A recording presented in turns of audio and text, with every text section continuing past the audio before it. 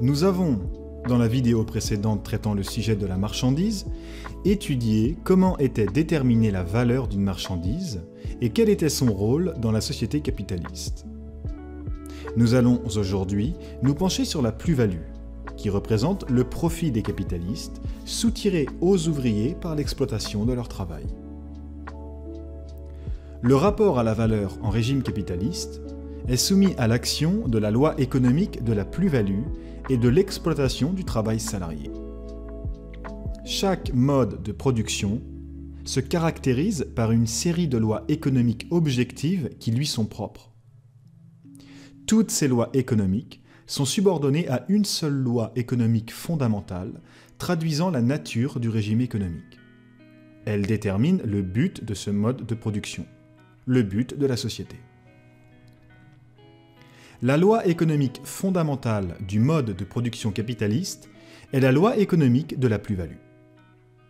La plus-value traduit la valeur créée par le travail de l'ouvrier, en plus de la valeur de sa force de travail, et que le capitaliste s'approprie gratuitement.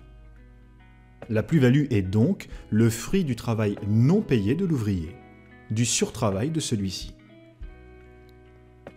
Tout capital commence sa carrière sous la forme d'une somme déterminée d'argent. L'argent par lui-même n'est pas un capital.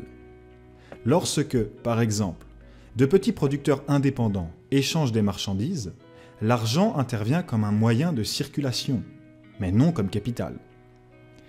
La formule de la circulation des marchandises est la suivante. M, marchandise, A, argent, M, marchandise. C'est-à-dire vente d'une marchandise pour achat d'une autre marchandise. L'argent devient capital quand il est employé aux fins d'exploitation du travail d'autrui.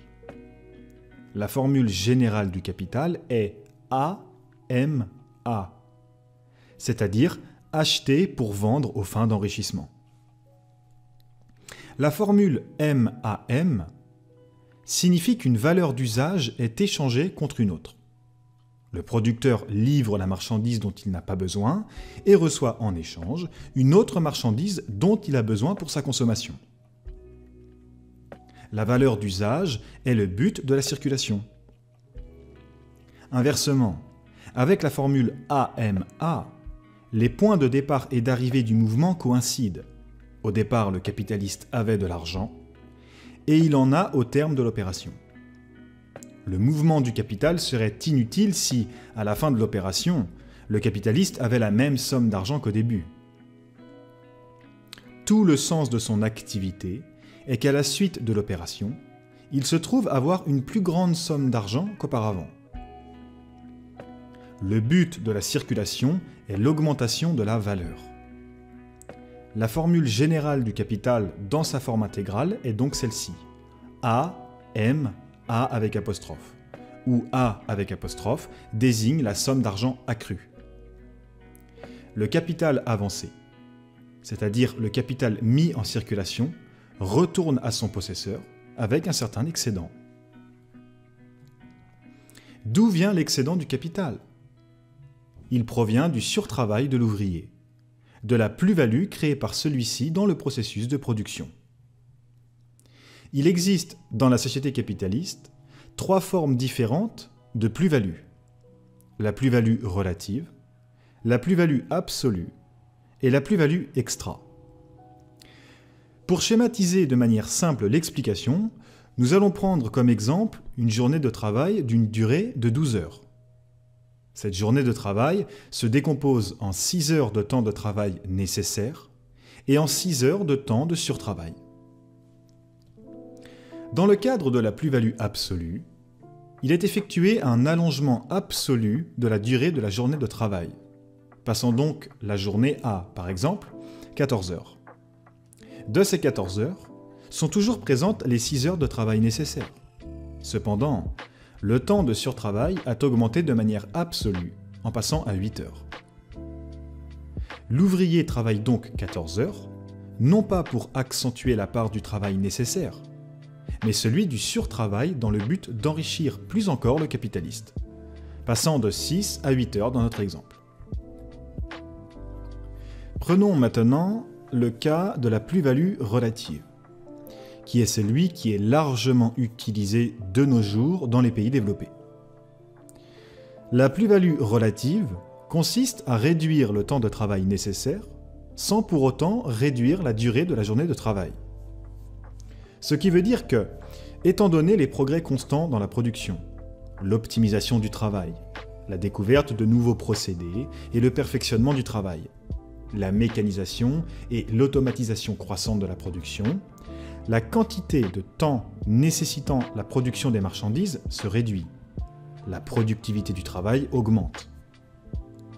Si auparavant, on dépensait 6 heures de travail nécessaires pour la fabrication d'une quantité de marchandises donnée, à présent, du fait des progrès de la production, on ne dépense que, par exemple, 4 heures. Ce qui se traduit par 4 heures de travail nécessaire et 8 heures de surtravail, la journée étant toujours de 12 heures. Le même calcul est à effectuer dans des conditions où la journée de travail serait, par exemple, de 7, 8 ou 9 heures par jour. Les rapports de grandeur s'étant modifiés, mais le contenu économique restant identique. La plus-value extra, quant à elle, représente l'excédent de la plus-value que reçoivent, en plus du taux ordinaire, les capitalistes en abaissant la valeur individuelle des marchandises produites dans leur entreprise. Elle s'obtient dans les cas où certains capitalistes introduisent chez eux des machines et des méthodes de production plus perfectionnées que celles qui sont employées dans la plupart des entreprises de la même branche d'industrie. C'est ainsi que tel capitaliste obtient, dans son entreprise, une plus haute productivité du travail par rapport au niveau moyen existant dans une branche d'industrie donnée.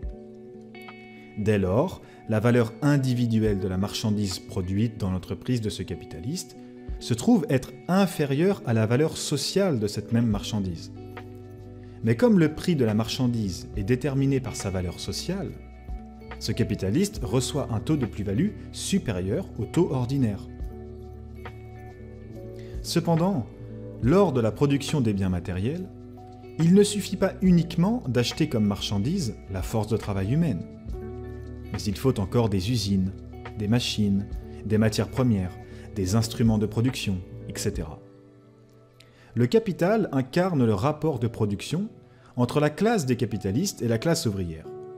Rapport qui consiste en ce que les capitalistes, en tant que possesseurs des moyens et des conditions de production, exploitent les ouvriers salariés qui créent pour eux la plus-value.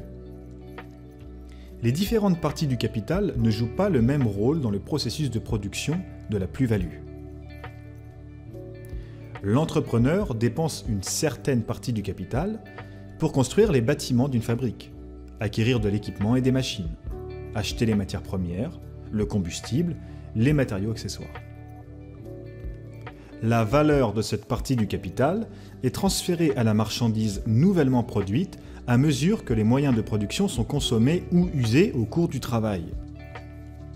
La partie du capital qui existe sous forme de valeur des moyens de production et qui ne change pas de grandeur en cours de production se nomme le capital constant.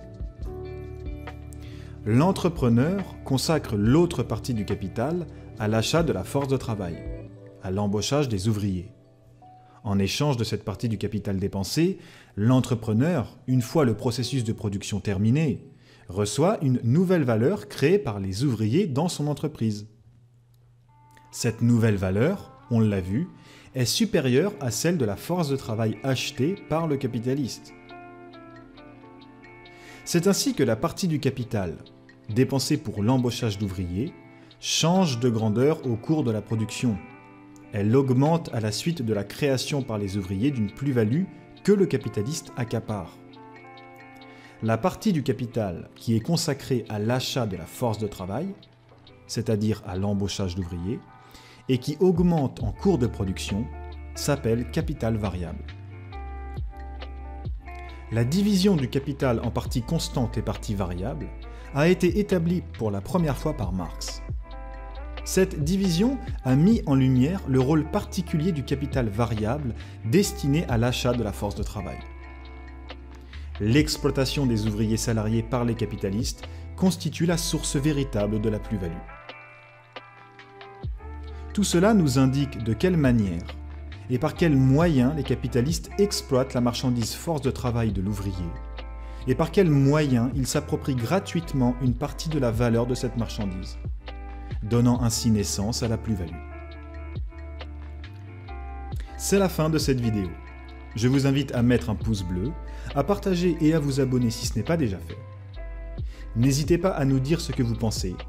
Les discussions qui ont lieu dans la section commentaires sont tout aussi importantes, si ce n'est plus importante que la vidéo elle-même. Merci et à bientôt.